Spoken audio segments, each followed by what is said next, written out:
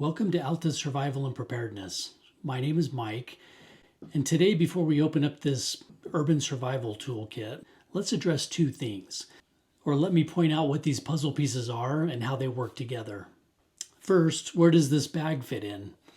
In the last few videos, we covered on-person EDC, the EDC tool pouch, and the survival EDC pouch.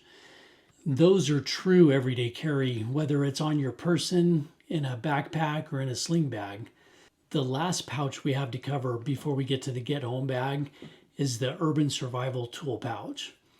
It could also be called the rural survival tool pouch just as easily. Depending on where you live and where you travel relative to your home, your needs will vary. The key difference for the use of this bag is that it'll likely be during a time where there's no rule of law, a time when it's do whatever it takes to survive. Be advised, carrying some of these tools during normal conditions may be seen as devious. So just to clarify, this is part 4 of the 5 parts of the get home bag that we'll cover today. Even after we go through this bag, there will still be items that we haven't discussed yet, and those are in the get home bag itself. So number 1 was that the urban survival tools are only one part of the arsenal. EDC tools are also a part of that arsenal. The second point I want to make is about learning the skills necessary to implement the tools.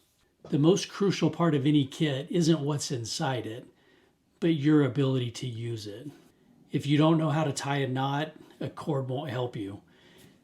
A needle and thread are useless if you can't sew.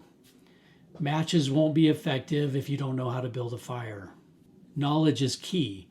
Learn how to tie knots, take Red Cross classes, watch instructional videos, and then practice the skills, like doing chest compressions.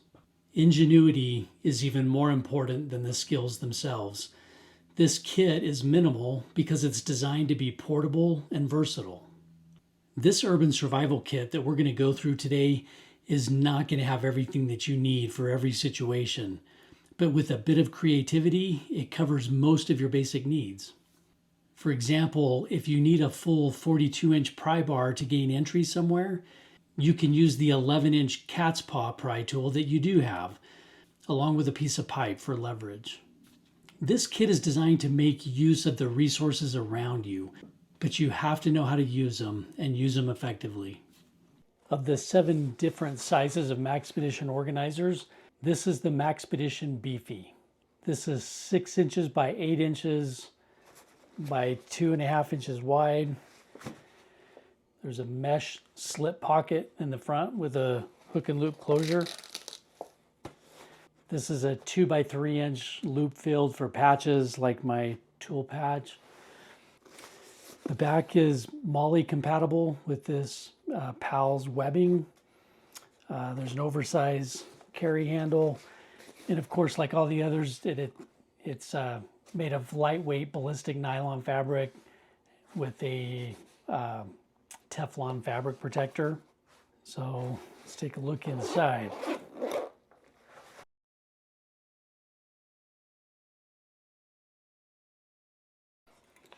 On the left side here, we'll start with this is a Gerber Mullet pry bar multi-tool. This has 9 tools. So this has the belt loop hanger, the key lanyard, pry bar with the wire strippers and the nail puller.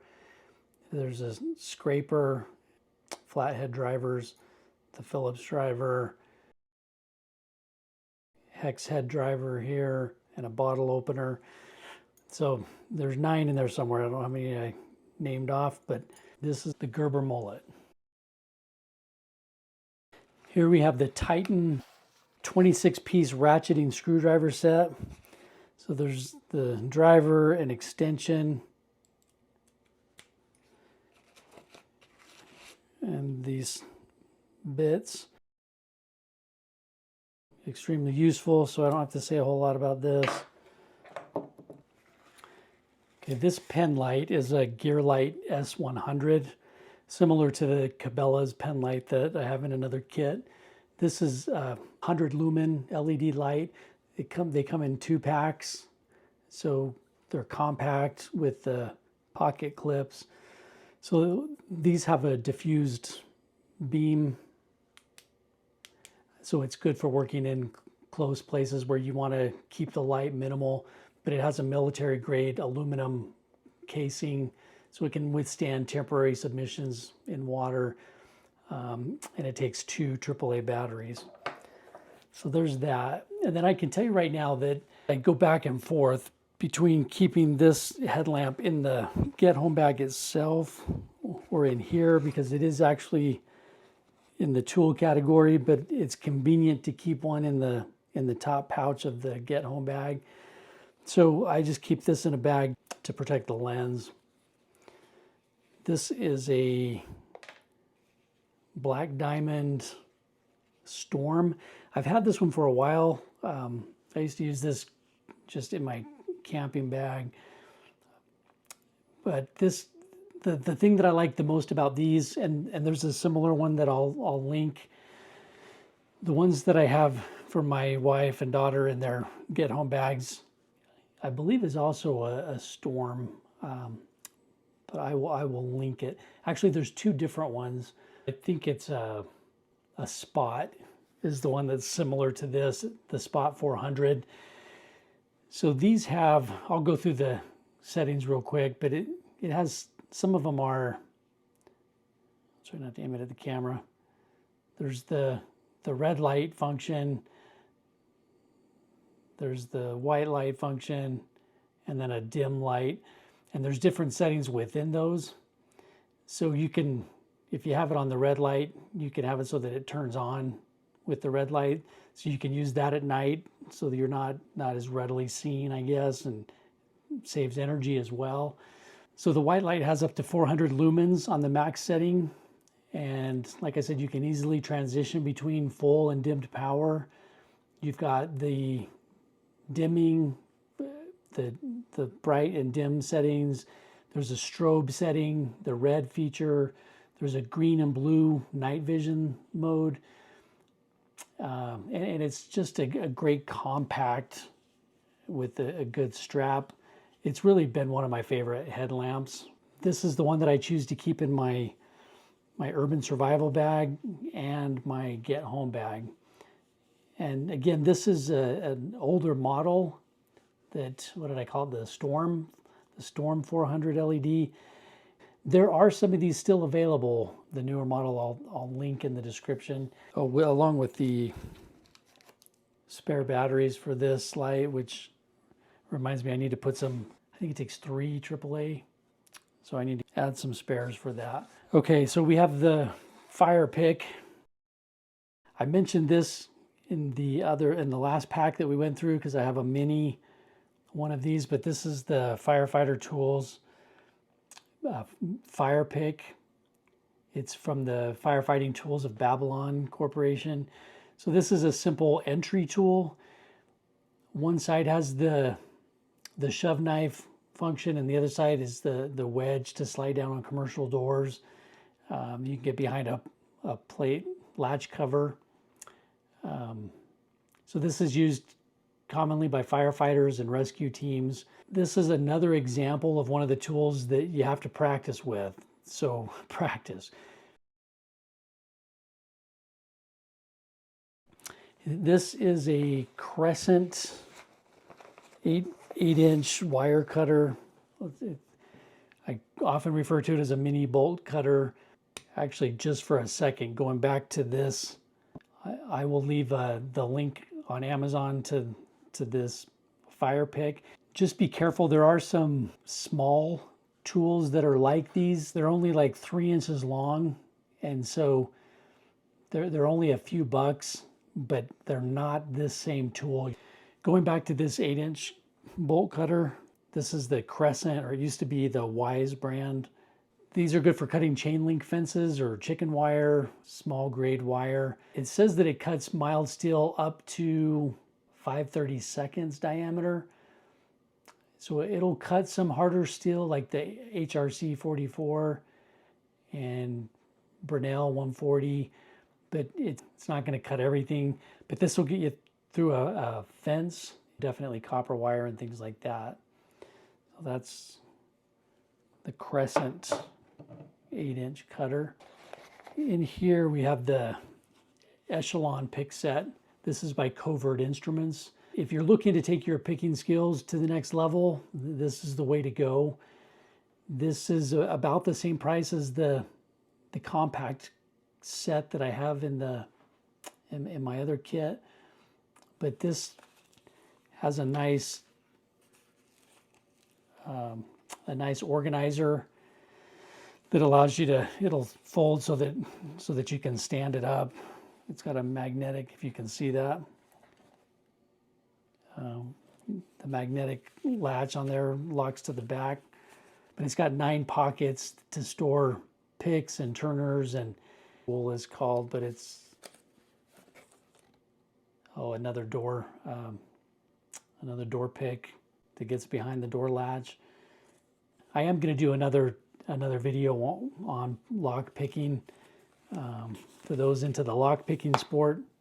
That can be kind of fun. It is challenging, but you do have to practice that and challenge yourself to get better and faster as you're doing it. But this has the different size quad rakes and quint rakes, the tubular picks, the dimple rake, top of the keyway and bottom of the keyway turning tools. This set of cutters is it's called the Power Shears. This is by Fast Cap. This was in my tools that I used for cutting laminate and some aluminum sheets. Again, you want to have a good set of shears. These are small and compact, lightweight, and make effortless work of some necessary jobs. So in here is an emergency elevator door key. It has this drop key with a key tag on it, an Allen wrench to adjust this set. This is the design that works with most elevator door brands. So with the steerable blade. So again, it's used mostly by firefighters and rescue workers. The funny thing about this is, maybe if you have a fear of being caught in an elevator or stuck in an elevator, you might be tempted to carry one of these, but this is only going to work from the outside. So if you have it, you might be able to help somebody in a pinch, but it's not going to get yourself out. But being prepared, it is a good tool to have in your urban toolkit. This is the Milwaukee Fastback. So of the Milwaukee Fastback knives, this is probably my favorite. There's one with a bit driver. This one has the utility blade storage, which is why it's my favorite. I think there's nothing worse than going for a clean blade and having to dig for them. So the button lock, it has a wire belt clip. It also has a lanyard hole and a belt cutter. That's the Milwaukee Fastback with the blade storage.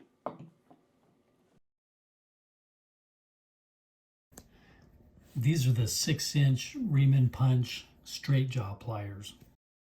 These typically come in a set of 2, the 6-inch and a 10-inch for like $30. This has the Riemann punch handles, which if you're doing electrical work and working with conduit, or pipes where you've got to ream the edge, that's nice to have.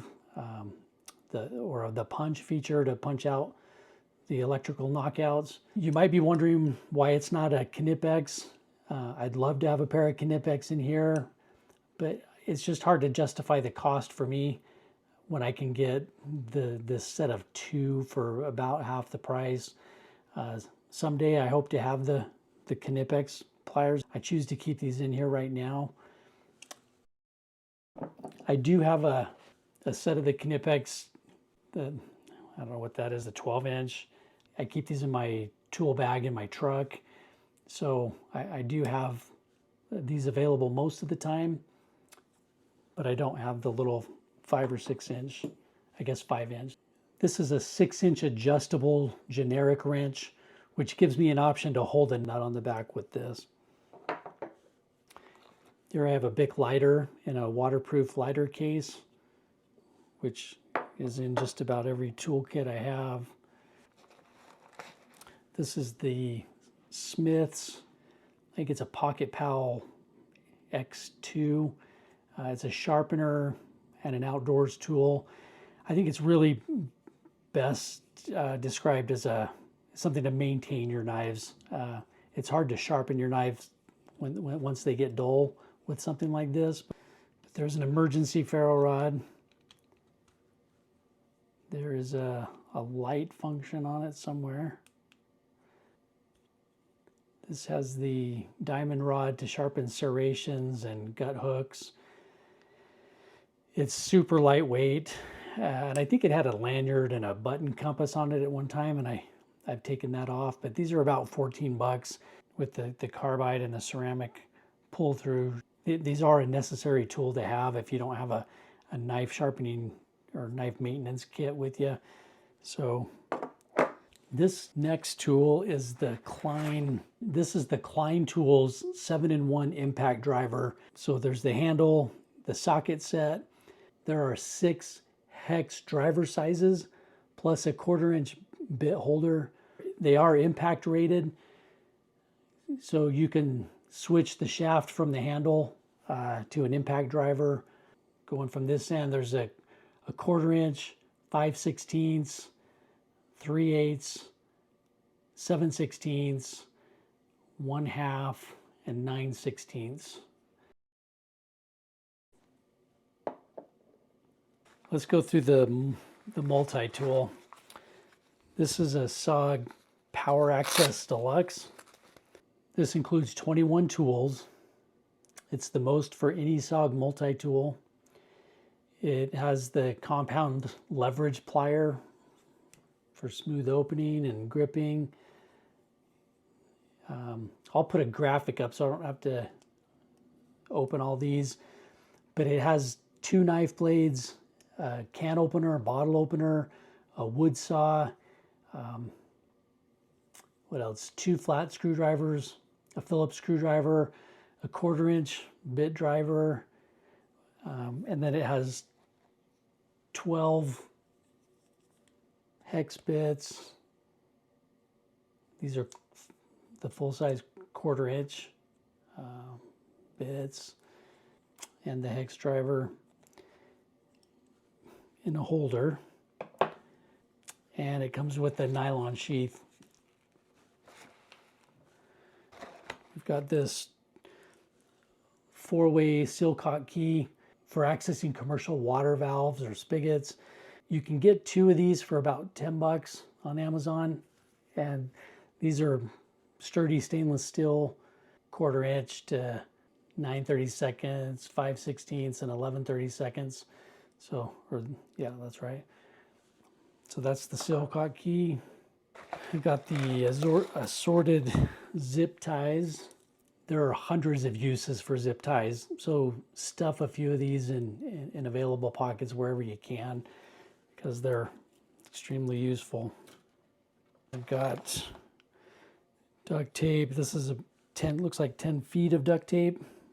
Let's set this here. This is a little bit of a bonus section. I've got on the outside a "Don't Tread on Me" patch. In here is probably, in my mind, one of the best kept secrets for preppers.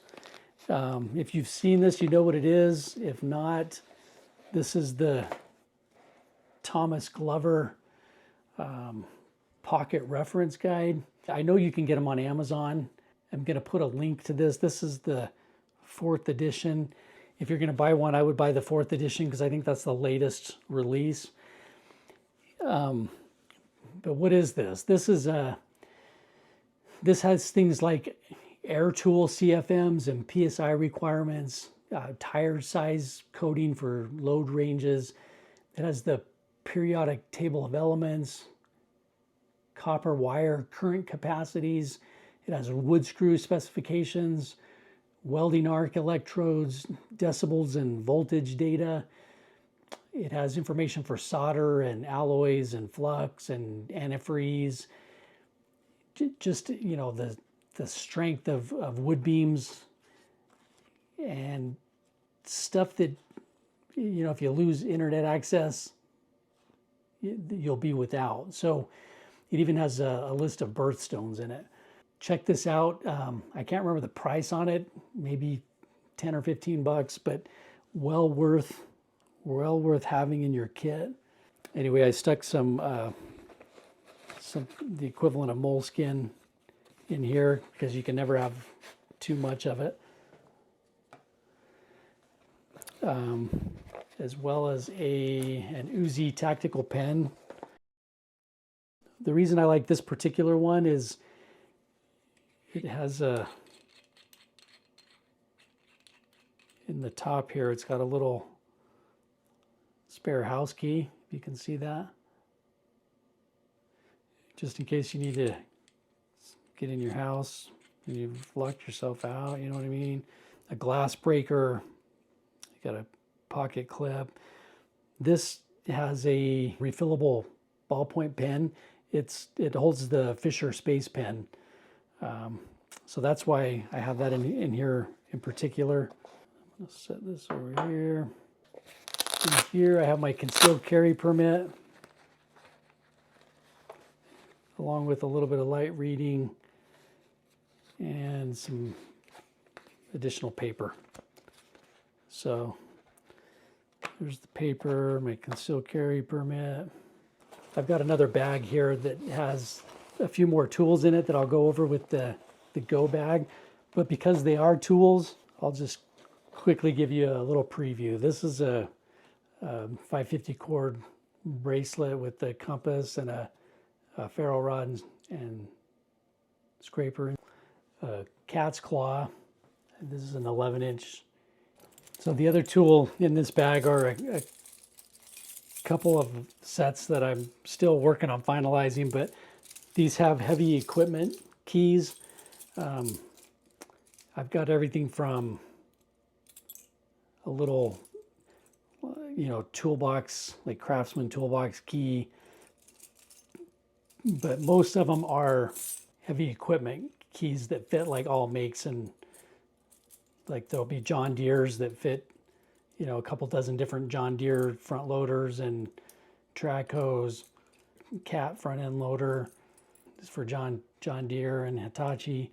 You would know when you need to use something like this, but it is a tool that I have in the tool bag, not in this bag, but in the supplemental tool bag, along with a list that I've been putting together for it.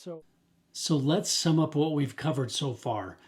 Your EDC items get you to your get home bag, which is usually in your vehicle. Your get home bag has the resources to assist you in getting home as fast as possible.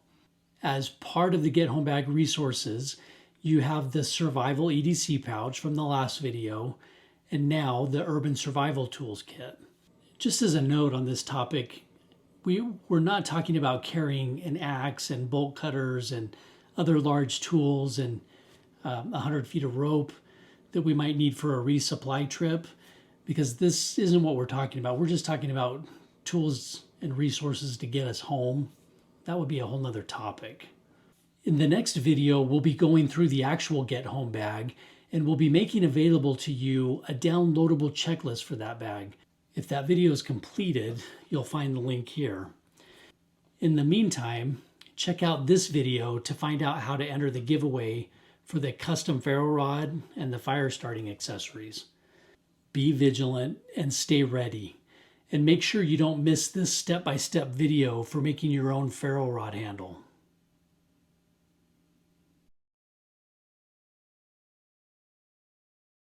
This kit is designed to make use of the resources around you, or if you're Canadian, the resources. This kit is designed, but you have to know how to use them effectively. But you have to know how to use them. And